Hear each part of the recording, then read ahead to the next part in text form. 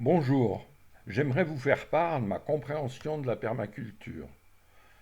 Si vous souhaitez faire plus ample connaissance avec moi, consultez mon blog citoyenbruno.blogspot.com. Mon premier souvenir de jardinage date de mes 6 ans. Je semais des petits pois dans un sillon de terre noire, très noire. En fait, il y a 35 ans que je jardine. Pendant longtemps, j'ai enfoui du fumier ou du compost. Alors, je passais le motoculteur, je faisais une tranchée que je vidais à la pelle, je remplissais de fumier et je rebouchais. Un jour, le fils de mon ami m'a interpellé. Il rentrait d'une expérience de près d'un an dans les fermes bio de Nouvelle-Zélande et il m'a dit: Tu devrais pas laisser la terre nue. Bon, je comprenais pas. Il m'a conseillé de me renseigner sur la permaculture. Et puis, depuis, je suis convaincu. Je vous propose qu'on essaye de donner quelques définitions de la permaculture. Bon, c'est pas évident et je prétends pas détenir la vérité sur le sujet. Je pourrais vous proposer de comparer la culture hors sol, l'agriculture et la permaculture. Je vous parlerai aussi de nouvelles techniques agricoles qui m'ont semblé très intéressantes. On va revenir un peu à l'école pour réviser ce qu'est matière-énergie. Et puis on va aborder le cycle du carbone, les besoins de la plante, le cycle de l'azote. Et on verra comment le végétal et l'animal se complètent. Bien sûr, on va parler du fameux rapport C sur N. Qu'est-ce que c'est que ça? La forêt, le sol vivant, et puis bien entendu, je vais vous parler des buts, de mes buts, sans oublier les associations de plantes, et puis la traçabilité, mince, où est-ce que j'ai mis les oignons l'année dernière? Essayons de donner une définition. Alors, dans permaculture, il y a culture et permanente. Donc, c'est une culture permanente, c'est-à-dire qu'on ne travaille pas le sol. Certains peuvent dire: oh, mais c'est plus que ça, c'est un mode de vie, c'est une méthode d'aménagement du territoire. Moi, je ne vais pas jusque-là, je m'arrête à mon problème de jardinier amateur. Alors, si on regarde la culture hors sol, l'homme apporte de l'eau, de la lumière, des nutriments. Bien, ça demande du travail, ça peut être automatisé, donc ça demande des machines.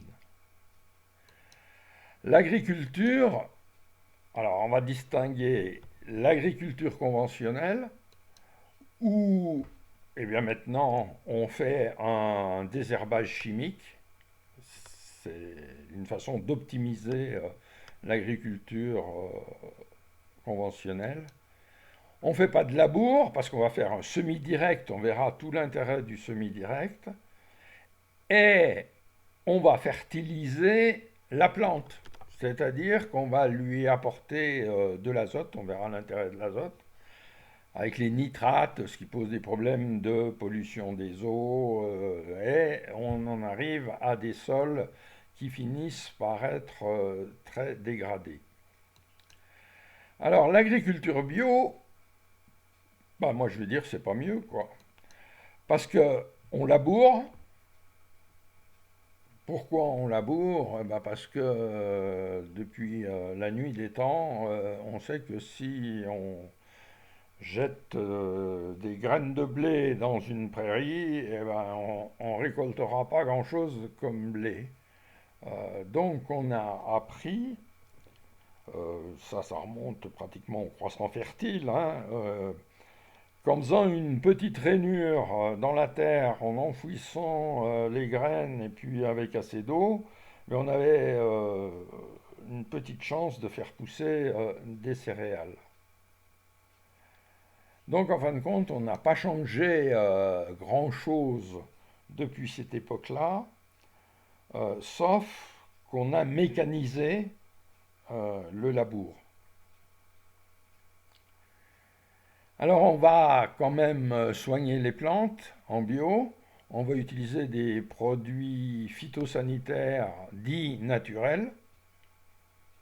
Pour moi, ils sont souvent aussi poisons que les phytosanitaires chimiques, entre guillemets. Et puis, on va aussi toujours penser à fertiliser la plante. Donc, on aura une dégradation des sols qui sera à peu près la même qu'en agriculture conventionnelle. La permaculture, on va essayer d'engager des travailleurs, des gens qui vont travailler pour nous, avec l'espoir que ça pousse tout seul. Et pour ça, on va repartir un peu du modèle de la forêt. Attention, j'ai pas dit que la forêt pouvait nourrir les hommes, hein.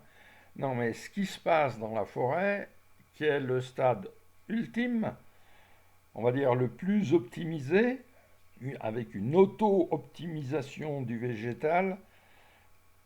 Si vous avez un terrain nu, la première année, il va y avoir des plantes annuelles qui vont arriver, ensuite des légumineuses, ensuite des ronces, et puis au bout de 10 ans, ben, ça commence déjà à faire un beau fouillis, un beau taillis, et puis 20 ans après, eh bien, on a une belle forêt.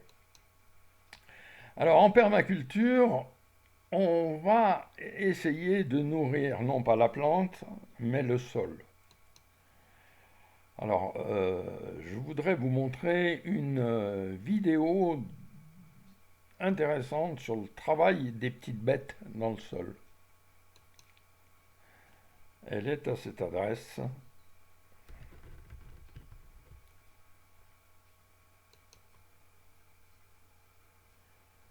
Alors, vous voyez, à gauche, on est dans un sol et des feuilles qui ont été stérilisées. Rien ne se passe. Dans la partie droite, il y a un travail incroyable de la faune. Alors, vous voyez des vers de terre, mais il y a beaucoup d'autres animaux. On verra. Il y a aussi des bactéries, des champignons. Et ce travail-là est très important pour que le sol apporte à la plante le substrat, mais aussi tout- tous les nutriments. Et ça, sans qu'on le travaille humainement. Là, on voit un petit peu ce qui se passe un peu plus en surface. Normalement, les vers de terre sont euh, plus bas parce qu'ils vont travailler à une étape plus avancée de la dégradation. Là, on voit le travail des champignons. Ça va être fondamental, ça, pour capter l'azote de l'air.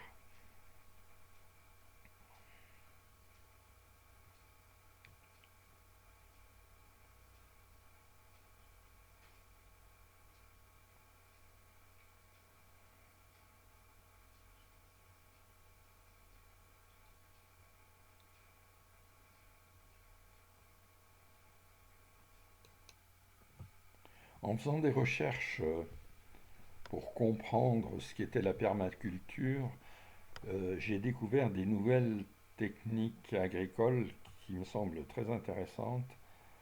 On a l'agriculture de conservation des sols. On a également le maraîchage sur sol vivant.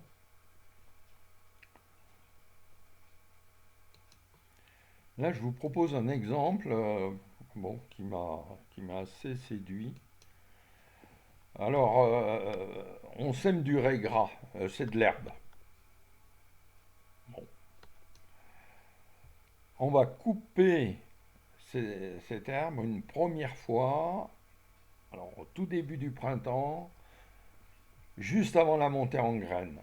Et on laisse ça sur place. Là, on sème notre soja. Il faut dire que là, on parle de semis sous couvert végétal.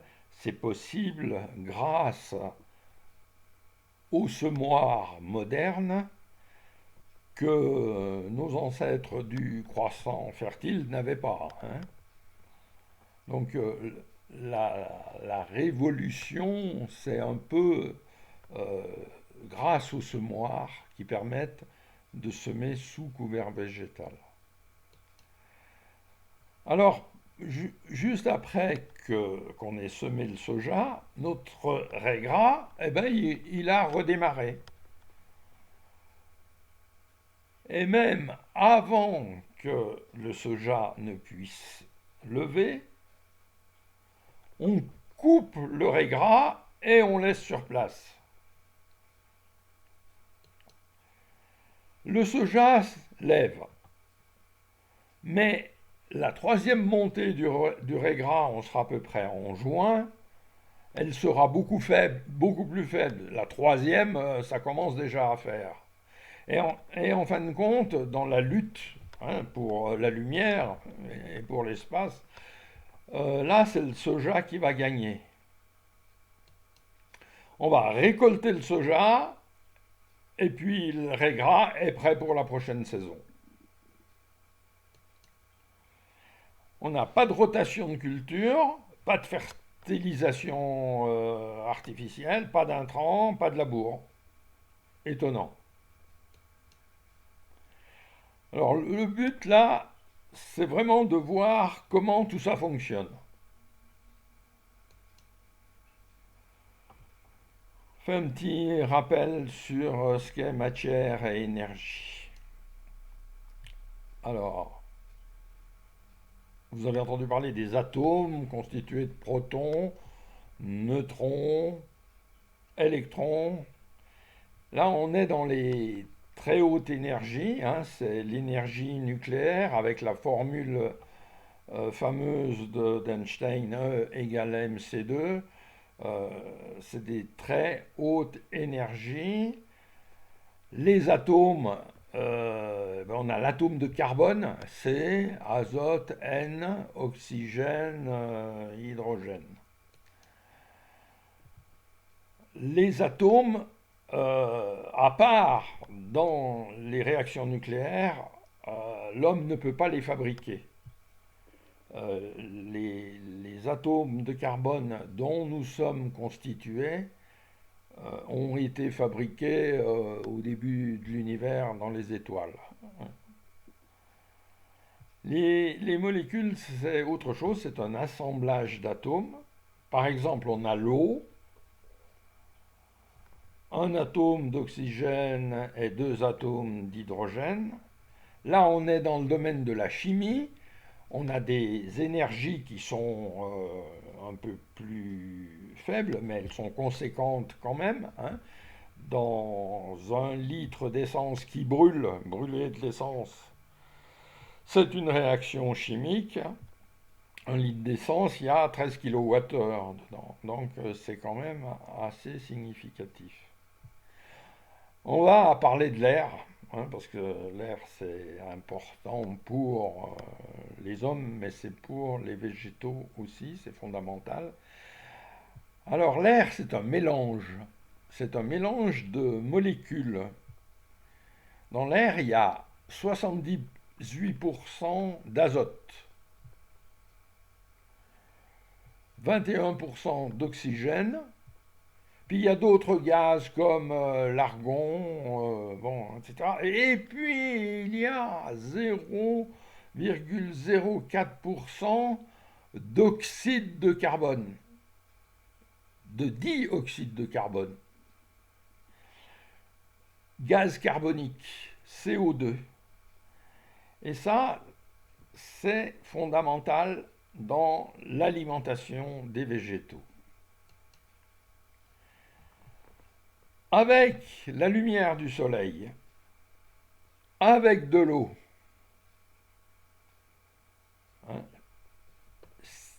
6 molécules d'eau, 6 molécules de CO2, plus de la lumière, ça va nous donner ce composé-là qui est un sucre,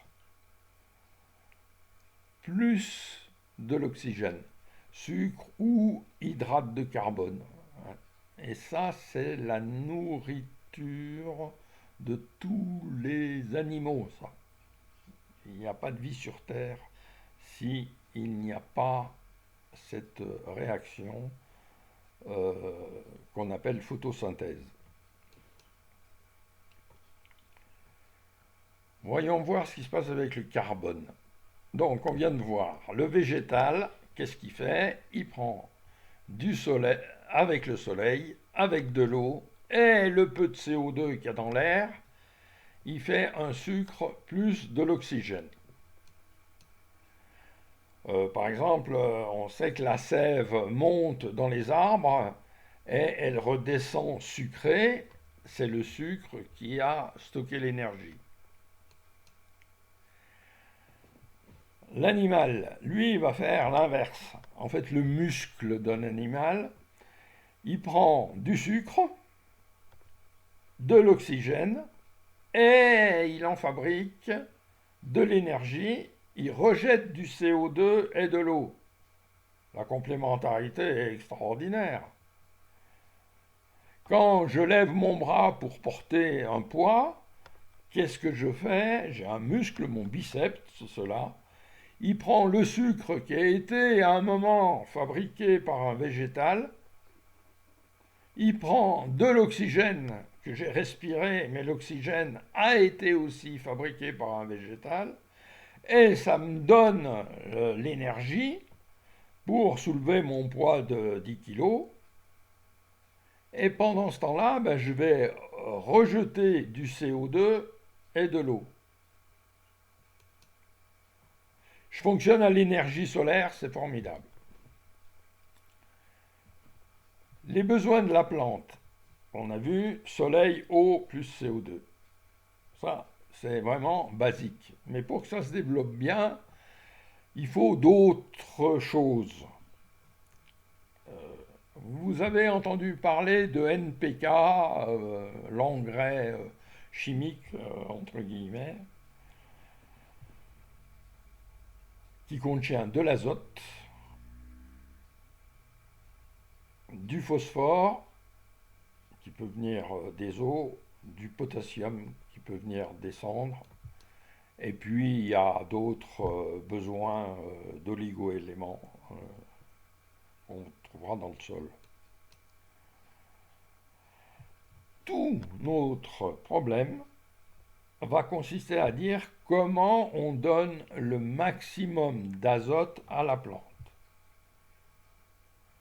Le paradoxe est phénoménal.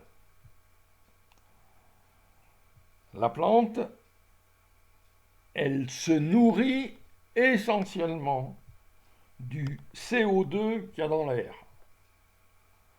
Et, à part les légumineuses, elle n'est pas capable d'absorber l'azote qu'il y a dans l'air. Il y a 78% d'azote dans l'air, ben non. Son principal travail, c'est de pomper dans les 0,04% de CO2 qu'il y a dans l'air.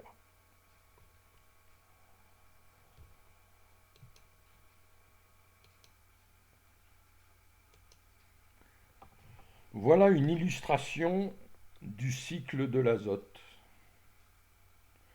Le rôle des légumineuses est très intéressant parce que justement, les légumineuses sont capables d'absorber l'azote de l'air et d'en faire des petits nodules là auprès des racines qui vont être absorbés par les autres plantes. Donc si vous n'aimez pas les haricots, c'est dommage, parce qu'un bon moyen de donner de l'azote à votre sol, c'est de faire pousser des légumineuses. Voilà. Alors, il y a le rôle des bactéries aussi. Il y a différents stades hein, de l'ammoniac, nitrite, nitrate, euh, qui vont donc alimenter la plante. Donc quand on fait le NPK là, hein, on apporte de l'engrais, on l'apporte directement ici, euh, sans avoir constitué euh, tout cet humus là qu'on appelle complexe argilo-humique, qui va stocker l'azote à différents stades pour la ressortir au bon moment. Si on n'a pas ça et qu'on apporte directement l'azote ici, il n'y aura pas de stock. Il faudra que ça soit tout de suite absorbé ou au contraire, ça va être lessivé par les pluies et on va retrouver les nitrates dans les nappes phréatiques. D'autant plus que si on fait ça, on habitue ces petites bactéries là qui prennent l'azote du sol, plouf, pour la remettre dans l'atmosphère. Et plus on met d'azote, et ben plus directement comme ça, plus on a ces bactéries qui se développent. Donc, mettre de l'engrais euh, dans un sol pour nourrir la plante, il n'y a vraiment pas pire, quoi. Toutes les techniques nouvelles, en particulier la permaculture, vont travailler sur ce complexe argilo-humique.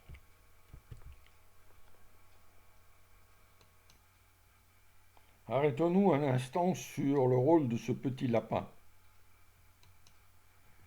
Pour répéter encore une fois la complémentarité entre le végétal et l'animal. Le végétal produit de l'oxygène et consomme du CO2 et de l'azote.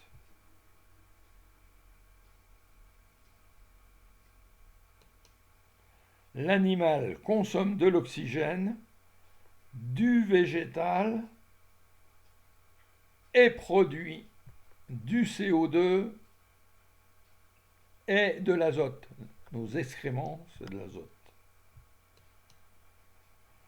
Le végétal peut très bien se passer de l'animal, donc de l'homme, mais il ne peut pas se passer de CO2. Sans CO2, il n'y a pas de végétal, donc il n'y a pas de vie sur Terre, ou pas dans les formes qu'on connaît. L'animal, donc l'homme, ne peut absolument pas se passer de végétal. Ouf, on va parler du rapport C sur N. Alors, C, c'est le carbone, on est d'accord. Alors, le carbone, on en a plein dans notre corps. Et puis, l'azote, bah, je vous l'ai dit, il y en a 78% dans l'air et il y en a pas mal dans les excréments des animaux. Le bois est fait de carbone, nous sommes faits de carbone. Alors le rapport C sur N, c'est combien d'atomes de carbone par rapport au nombre d'atomes d'azote. Le bois d'œuvre, là, il y a 400 fois plus de carbone dans le bois des meubles, quoi, que d'azote. Dans le bois, on va dire, plus courant, peut-être le bois de chauffage. On a un rapport de 200. Il y a 200 fois plus de carbone que d'azote dans le bois. La paille de blé. Intéressant, quand le blé est mûr, la paille, elle contient beaucoup plus de carbone que d'azote, 150 fois plus. Le bois raméal fragmenté, dit BRF là, hein, quand il s'agit des rameaux de l'année, eh bien, il y a quand même un peu plus d'azote que dans le bois, hein, puisqu'on a un rapport C sur N de 60. Le foin, regarde le foin quand il est sec, il y a un rapport C sur N, il y a 50 fois plus de carbone que d'azote dans le foin. La moutarde, hein, qui est considérée comme un engrais vert, il y a 30 fois plus de carbone que d'azote. Alors l'engrais vert proprement dit, 15. Et puis l'urine, 1. Il y a autant de carbone que d'azote dans l'urine.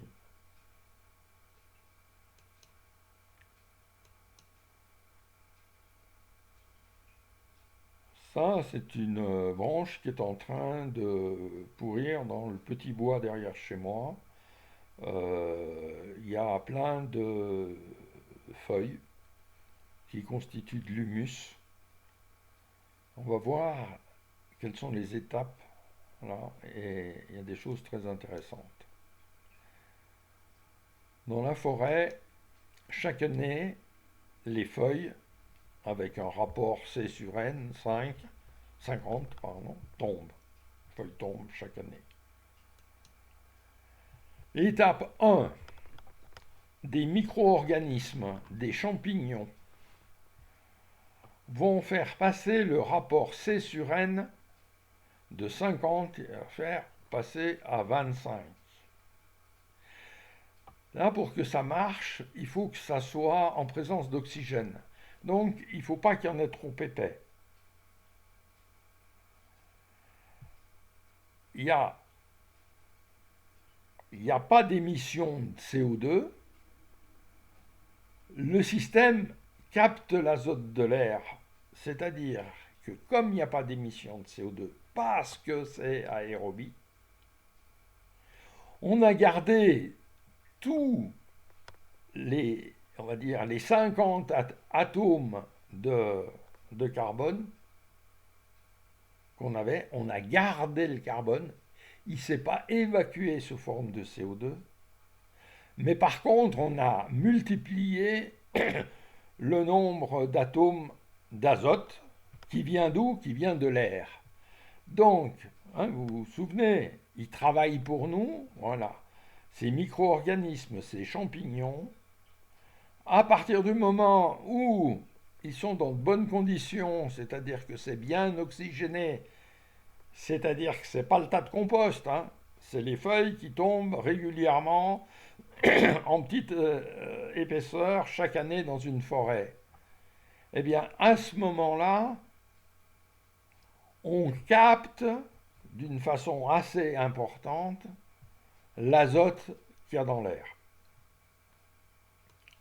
Donc là, on a un rapport C sur N à 25 à la fin de l'étape 1. L'étape 2, c'est là où les vers de terre interviennent. C'est là où c'est un peu plus profond. Hein. Là, on va passer à un C sur N à 8. De 24-25, on va passer à 8. Là, il n'y a pas d'oxygène. On dit anaérobie. On va émettre du CO2 parce qu'on va perdre 3 atomes, un atome de carbone sur 3. Donc là, c'est dommage. Mais on a la chance de conserver notre azote. L'étape 3, c'est des bactéries utilisent le carbone du sol pour minéraliser l'azote qui sera assimilé par la plante. Alors, je dois vous avouer que le terme minéraliser l'azote, je ne sais pas trop, faudrait rechercher. Je ne sais pas exactement ce que ça veut dire. Ça rend l'azote assimilable par la plante. Voilà, donc c'est ces trois étapes de ce qui se passe dans la forêt, avec une évolution du C sur N. Hein, C sur N passe de 50 à 25 à 8. Et puis, il y a les bactéries qui permettent à la plante d'absorber l'azote. Ça marche tout seul dans une forêt, ça. Donc, on va essayer de s'appuyer sur ça marche tout seul, il y a des gens qui travaillent pour nous.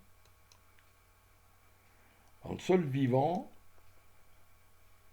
on dit que le sol mange le carbone du végétal en décomposition et rejette de l'azote puisé dans l'air. Rejette, ça veut dire, bon, il y en a un qui utilise un mot plus, on va dire que ce sont des excréments. L'azote qui a été puisé dans l'air va se trouver en azote absorbable par la plante. Couvrir le sol de végétaux à décomposer d'un rapport C sur N le plus élevé possible pour assurer une bonne oxygénation, il faudra que ça soit en fine couche. Ne jamais travailler le sol pour permettre la cohabitation des différents organismes. Hein. Il y a bien 3 couches qu'il ne faut pas déranger. Assurer une bonne proportion de matière organique dans le sol. Si on n'a que de l'argile, ça ne sert à rien. Complexe argilo-humique, hein, humique comme humus. Dans mon expérience de permaculture, on va mettre ça en œuvre dans le cadre des buts. Alors, là j'ai repris dans la littérature. Hein. On fait des buts pourquoi? Parce qu'on veut que ça soit auto-fertile. On n'a pas à rajouter d'intrants. Hein. Auto-fertile, ça veut dire qu'il faudra capter l'azote de l'air. On va maximiser la surface utile en disant ouais, le petit triangle que forme la butte, il y a un peu plus de surface que quand c'est à plat. C'est pas phénoménal hein, comme gain. Par contre, on va moins se baisser, on va faciliter le travail, la récolte. Le travail, il ne va pas être si important que ça. Hein. Ça fait une exposition oblique. Moi, j'ai mis mes buts orientés grand axe est-ouest pour avoir une façade sud. Ben, le nord est quand même un peu plus en retard. Hein. Mais il y a une bonne façade sud. Quoi. Ben, il n'y a pas d'eau stagnante. Avec en corollaire, eh ben, euh, bon, on va stocker un petit peu d'humidité, oui, mais comme c'est en hauteur, ben, on a intérêt à avoir un bon complexe argilo-humique qui maintient l'humidité, sinon l'eau de pluie qui tombe sur la butte, ben, elle va se retrouver dans les allées. Hein. Alors, toutes nos petites bestioles là qui travaillent ameublissent le sol. Donc c'est sûr que les racines se développent plus facilement. Alors on ne marche jamais sur le sol. Pas évident. Moi, avec un sol argileux comme j'ai, ça devient vite du béton. On va voir qu'il n'y a pas de travail mécanique, hein, puisque ce sont les différents organismes qu'on a vus tout à l'heure qui vont travailler. Et puis, alors, le désherbage est facile, ça, je peux vous dire, hein, il y a une plante de pissenlit belle plante de pissenlit magnifique sur la butte. Oui, mais elle me prend de la place, je veux l'enlever. Alors c'est extrêmement facile. Je tire et il y a 30 cm de racines qui viennent. Le désherbage est vraiment très facile sur les buttes. Un exemple de réalisation de butte, moi j'ai pris des demi-ronds de 8 cm de diamètre. J'en mets 4 sur la hauteur, ça me fait un bord de butte là de 32 cm. Euh, Mes buttes elles font 120 cm de large, ce qui me permet, quand je suis dans l'allée, je pose mes genoux sur le rebord ici, j'atteins très facilement le milieu de la butte. Après, la longueur, c'est selon, là. Là, j'ai 3,60 m ici. Celles-ci font 2,40 m. Alors, une fois que j'ai réglé tous les problèmes de profiter des travaux de terrassement non négligeables qui sont à faire pour passer un tuyau d'eau, un tuyau d'électricité, on ne sait jamais, qu'on ait mis un grillage euh, assez fin sur le dessous, sur le sol de notre butte, pour éviter que les rats remontent à l'intérieur. Malheureusement, je ne l'ai pas fait, mais je vous conseille vraiment de mettre un grillage tout au fond.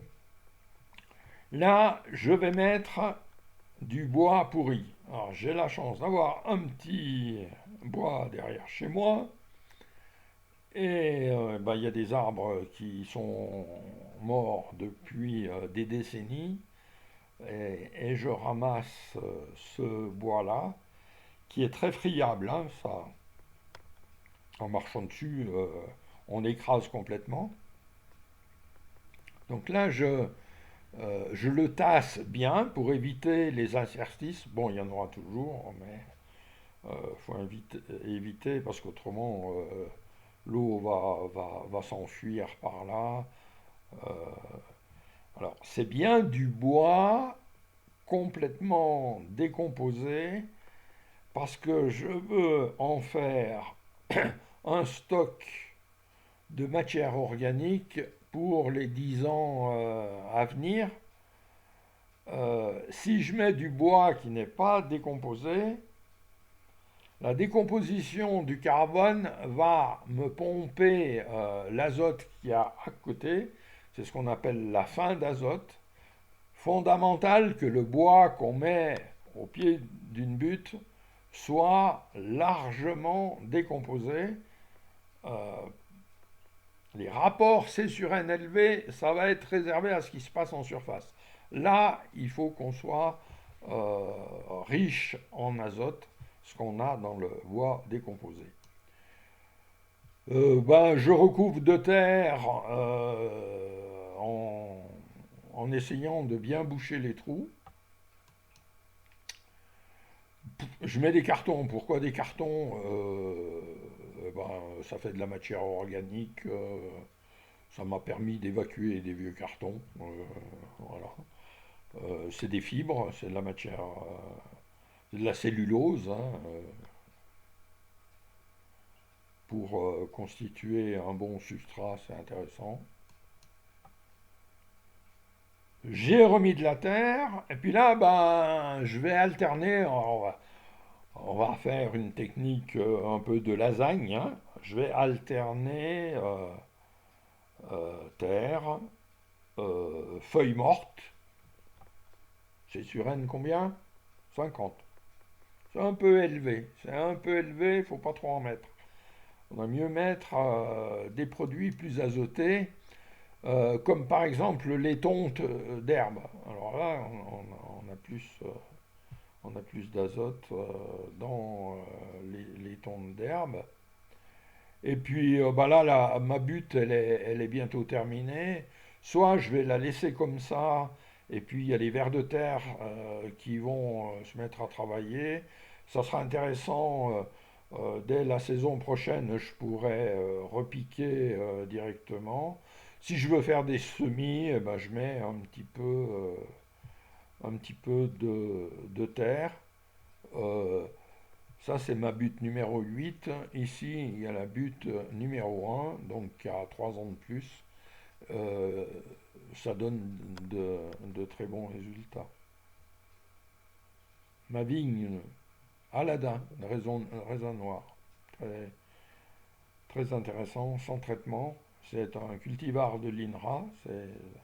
Je recommande.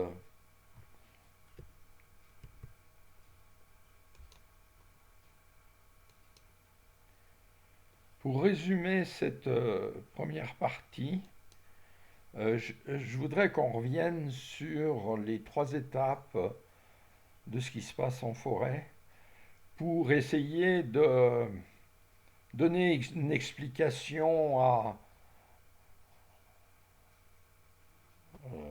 une expression là, euh, composter, c'est polluer. Donc, d'après vous, pourquoi composter, c'est polluer? Est-ce qu'on peut trouver une explication? Moi, je vais traduire plutôt composter, c'est gaspiller. Alors, pourquoi composter, c'est gaspiller? Quand on composte, on passe directement à l'étape 2, c'est-à-dire qu'on empile la matière organique, les végétaux, sur des épaisseurs qui sont telles qu'il n'y a pas d'oxygène.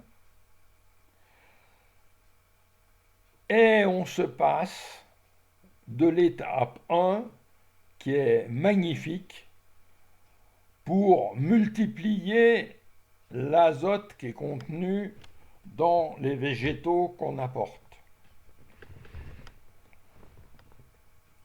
Pourquoi? Parce que dans cette étape-là, sans perdre de carbone, on récupère l'azote de l'air comme le font les légumineuses, hein, mais il faut quand même bien les aider, avec une faible épaisseur de végétaux sur vos buttes, les tontes de gazon en faible épaisseur, là, vous récupérez encore plus d'azote de l'air sans perdre le carbone. Alors que si vous empilez pour faire du compost, il n'y aura pas assez d'oxygène. Vous allez perdre du carbone qui va s'évaporer sous forme de CO2 et vous n'allez rien gagner en azote. Voilà pourquoi composter, c'est gaspiller. Je vais juste introduire les 2 derniers chapitres qui sont association et traçabilité. Alors pourquoi on parle d'association? Parce qu'on espère, on va rechercher une complémentarité entre les différentes plantes qui vont se soutenir entre elles.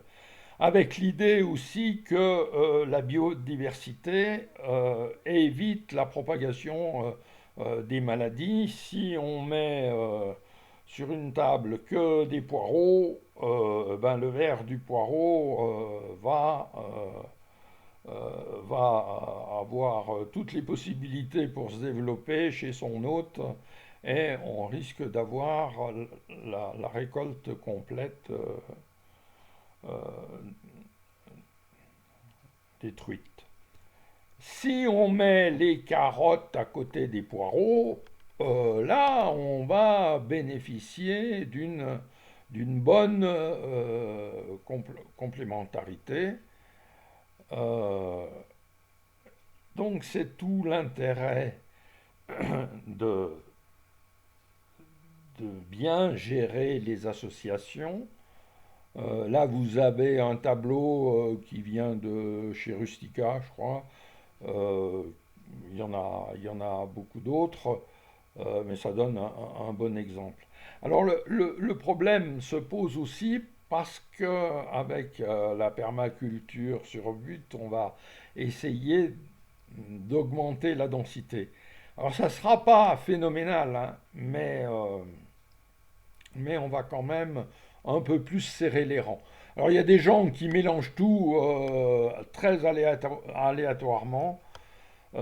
Moi j'ai conservé la notion de ligne. J'ai une ligne de carottes à côté d'une ligne de poireaux, hein. Voilà. J'ai pas une carotte ici, un poireau là, etc. Euh, pour moi, ça deviendrait ingérable. Donc les associations, je les gère de ligne à ligne. Et bon, ben, on verra de quels outils on peut disposer pour s'aider dans ce domaine-là.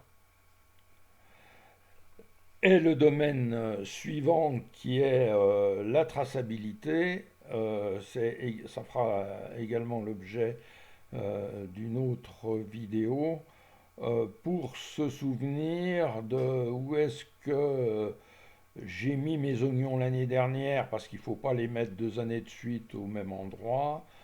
Euh, Tiens, cette ligne de haricots là fonctionne très bien, mais je me souviens plus c'est quelle graine. Voilà, donc il faudrait que je me souvienne de tout ça. Euh, voilà, c'est ce que j'ai appelé la traçabilité. Voilà. Eh ben, je crois que je vais arrêter là pour le moment en attendant donc 2 vidéos supplémentaires sur les associations et sur la traçabilité. Merci de votre patience. À bientôt.